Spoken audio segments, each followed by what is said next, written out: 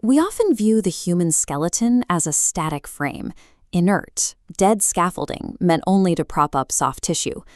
The biological reality is far more complex. The skeleton is a highly active, continuously remodeling metabolic organ system. To understand its mechanics, we must look at the system as a whole. A fully developed adult operates with a precise count of 206 individual bones.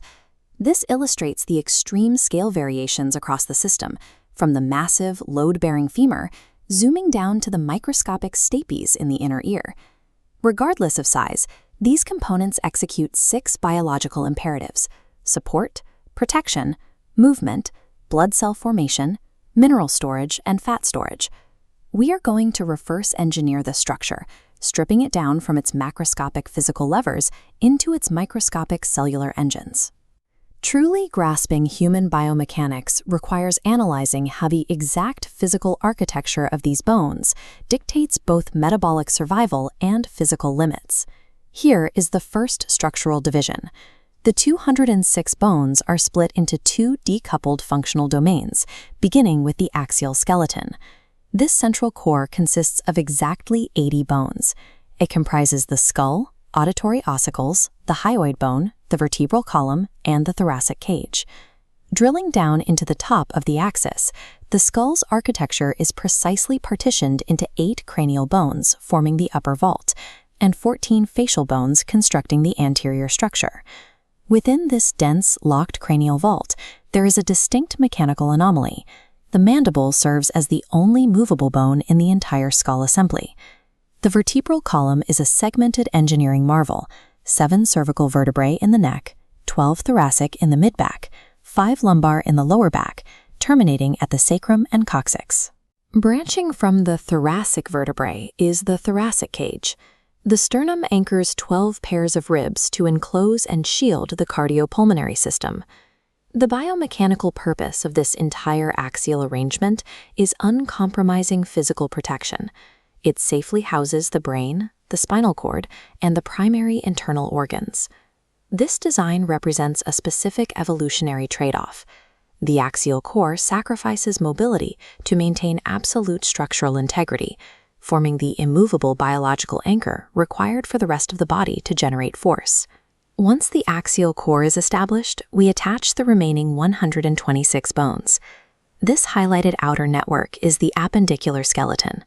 Functionally, the appendicular system splits into 2 distinct halves: the pectoral girdle and upper limbs, and the pelvic girdle and lower limbs.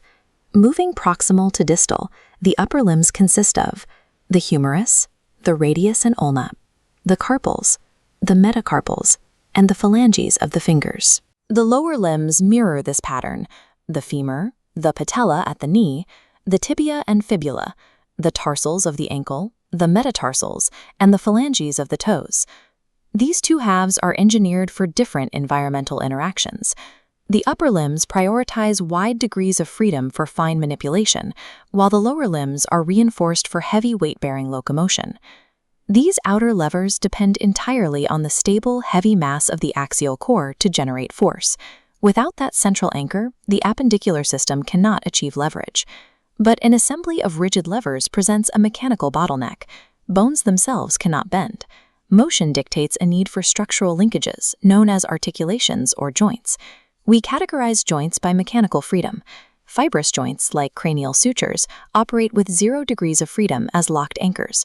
In contrast, cartilaginous discs between vertebrae allow slightly yielding, controlled movement, absorbing shock while maintaining stability. For high-range bodily movement, the system relies on synovial joints, complex, fluid-filled capsules designed to minimize friction under extreme loads. This robust multi-axial structure handles intense physical stress, smoothly executing complex joint rotations and wide-ranging directional arcs under pressure. The skeletal system utilizes 6 specific engineering subtypes of these synovial joints: ball and socket, hinge, pivot, saddle, condyloid, and plane joints. Each type obeys a strict kinematic law. The literal 3-dimensional morphology of the joining bones dictates which planes of motion are physically possible. This introduces a permanent biological compromise. A joint cannot be both highly mobile and highly secure. Every degree of mechanical freedom requires a sacrifice of structural stability. Moving from the joint interfaces inward, we must examine the internal architecture of the individual bones themselves to see how shape determines strength.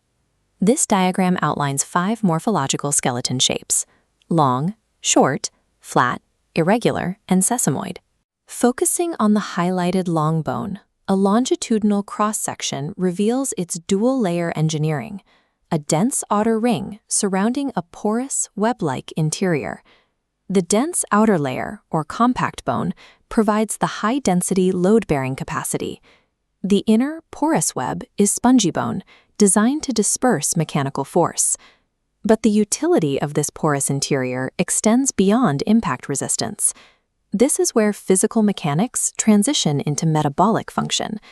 The empty spaces within the spongy bone lattice serve as the secure housing for red bone marrow.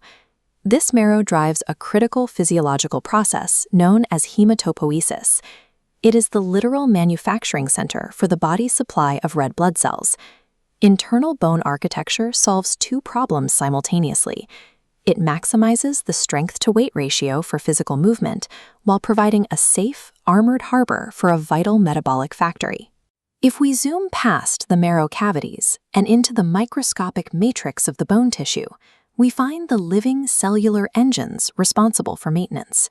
This maps the cellular hierarchy, beginning with osteogenic cells that differentiate into an active workforce. The tissue remains in continuous biological tension. Osteoblasts synthesize new bone matrix, while osteoclasts dissolve and resorb old, damaged material. As osteoblasts excrete new bone, they eventually trap themselves inside their own hardened matrix to become mature osteocytes, which simply maintain the living tissue. This raw biological engine vibrates and divides, rapidly excreting the crystalline mineral web that constructs the hard tissue. This construction process also governs the developmental origin of the skeleton, a process called ossification. There are 2 developmental pathways. Flat skull bones form through intramembranous ossification, while long bones form via endochondral ossification, replacing a temporary cartilage model with calcified tissue. Because of this cellular workforce, the human skeleton is never truly finished growing.